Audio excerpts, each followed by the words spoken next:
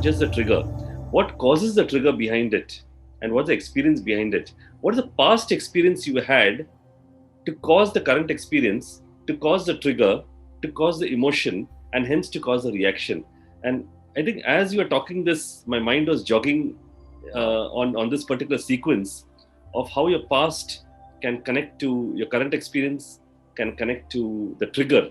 The trigger, somebody saying something, and the same trigger can mean something else, can cause a different emotion in me, cause a different emotion in Nitishanti, cause a different emotion in somebody watching the show, and the reaction to that is totally different.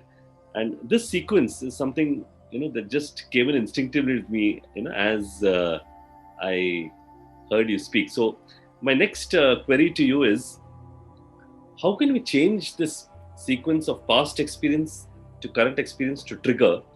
Forget the emotion. I'm talking about the first three parts itself is something which people are grappling with. It's very easy to say, hey, Mr. or Miss so-and-so, don't get angry. Now it's already done. Now there's some sequences that have happened before that for the individual, him or her, to get angry or fearful or sad.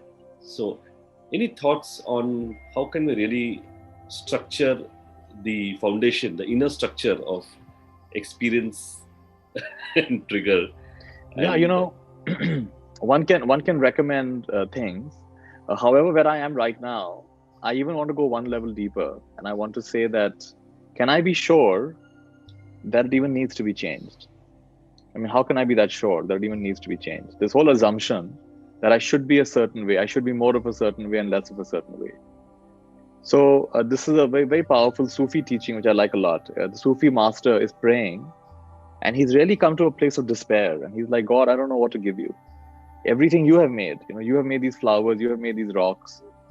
If I offer you a flower, you made the flower. If I make a temple for you, or a mosque for you, you have made that rock. I don't know what to give you. I mean, you've made everything. I have nothing to give you, and I'm distraught because I've got nothing to give you. And he hears a voice, and the voice says, son, you're right. It's kind of a joke. You're trying to give me what I've only created. But there is something I don't have, something you don't have. What is it that you don't have? So he hears the voice of God say, where I am, there's no confusion. Where I am, there's no fear. Where I am, there's no anger. There's no resentment. There's no jealousy. There's no inferiority or superiority.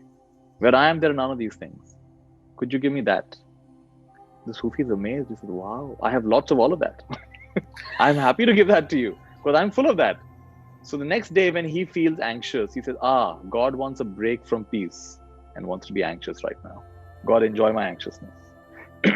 God wants a break from peace and wants to be fearful right now, wants to be jealous right now. Here, God, enjoy my jealousy. I find this approach to be even deeper because much like agenda-lessness, which is what we began our conversation with, it's an even deeper trust in life. And what I'm seeing with my favorite authors these days, people like Jeff Foster and Byron Katie and others, Alan Watts, that they're saying that, trust life so much that don't even decide that these emotions are better, these emotions are worse. Like, for example, I talked about suffering and arguing with reality. But that's important. That arguing with reality shows you the map. We say, like in integral theory, we say the map is not the terrain. We all have a map of reality. The map is not the terrain. And so if I have a 30-year-old map of my city, I live in Pune. If I have a 30-year-old map of Pune, I'm going to be in trouble because many of the roads are not marked. What's supposed to be this way has become a one way the other way. I'm going to get very frustrated and say, what's going on? And I'm going to blame the city of Pune without realizing my map is wrong. And then someone gives me an updated map, life becomes simpler. Someone says, forget these maps, take Google Maps. Even simpler because now it's telling me in the traffic and telling me what's happening. Even faster, even better. And then if I've lived in Pune long enough, I don't need any map. I can operate without maps. I can literally have only the terrain. So I feel this kind of approach where I say, I welcome my fear, I welcome my anger, I welcome my inferiority, I welcome all of these states that I was earlier considering to be bad. And I see this also as part of my process. And say, how interesting, how fascinating. I meet it with wonder, I meet it with curiosity. I reveal my experience to people around me. Instead of trying to project, I'm this happy guy, I figured it all out.